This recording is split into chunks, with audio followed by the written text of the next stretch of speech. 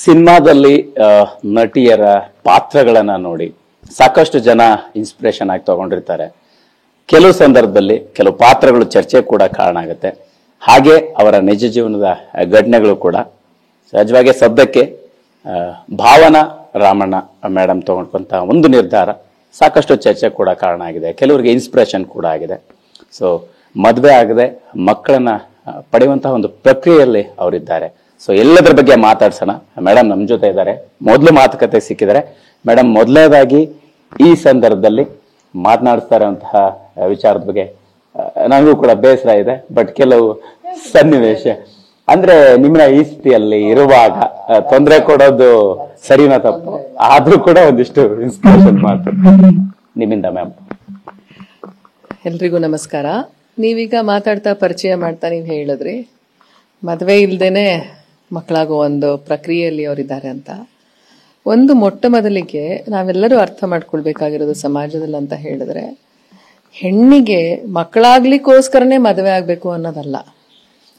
ಜೀವನದ ಸಂಗಾತಿ ಖಂಡಿತ ಬೇಕು, ಜೀವನಕ್ಕೊಬ್ಬ ಸಂಗಾತಿ ಬೇಕು ಅನ್ನೋದಿದೆ ವಿನಃ, ಆದ್ರೆ ಅವಳು ಮಕ್ಕಳು ಪಡಿಲಿಕ್ಕೋಸ್ಕರನೇ ಅವಳು ಮದುವೆ ಆಗ್ಬೇಕು ಅನ್ನೋವಂಥದ್ದು, ಅದೇ ಹೋಗ್ಬೇಕು ಅನ್ನೋದೇ ಎಲ್ಲರೂ ಹೇಳ್ತಾ ಇರೋದು. ಅಂದ್ರೆ ನನ್ನ ಒಂದು ಅಸ್ತಿತ್ವ ಹೆಣ್ಣಾಗಿದೆ.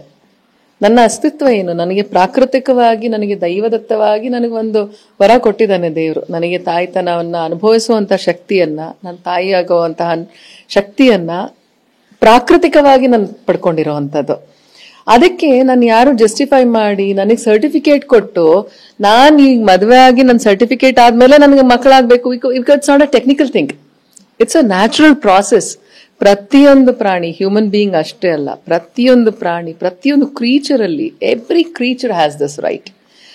ಸೊ ವಿ ಡೋಂಟ್ ಆಸ್ಕ್ ಗುಬ್ಬಚ್ಚಿ ಏನು ಮದುವೆ ಆಗಿದೆಯಾ ಅಂತ ಕೇಳಲ್ಲ, ಅಥವಾ ಸಿಂಹ ಆನೆ ಮದುವೆ ಆಗಿದೆಯಾ ಅಂತ ಕೇಳಲ್ಲ. ಇನ್ಫ್ಯಾಕ್ಟ್ ಇವತ್ತು ಎಷ್ಟು ಮಟ್ಟಿಗೆ ಆಗಿದೆ ಅಂದ್ರೆ, ಹಸುಗಳಿಗೆ, ನಾನು ಹಸುನು ಸಾಕ್ತಿರೋದ್ರಿಂದ ಈಗ ಕ್ರಾಸ್ ಆಗ್ಲಿ ಮೇಟಿಂಗ್ ಆಗ್ಲಿ ನ್ಯಾಚುರಲ್ ಆಗಿ ಮಾಡ್ಸೋದೇ ಇಲ್ಲ, ಇಂಜೆಕ್ಷನ್ ಕೊಟ್ಬಿಟ್ಟು ಇನ್ಸೆಮಿನೇಟ್ ಮಾಡ್ಬಿಡ್ತಾರೆ.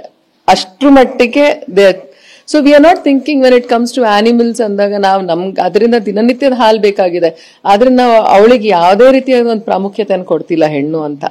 ಹಸುಗೂ ಕೊಡ್ತಾ ಇಲ್ಲ, ನಾನು ಮಾನವ ಇದರಲ್ಲಿ ಹ್ಯೂಮನ್ ಬೀಯಿಂಗ್ ಆಗಿ ನನಗೂ ಒಂದು ಪ್ರಾಮುಖ್ಯತೆಯನ್ನು ಕೊಡ್ತಿಲ್ಲ. ಇದು ನಾನು ಪಡ್ಕೊಂಡು ಬಂದಿರುವಂತ ಹಕ್ಕು.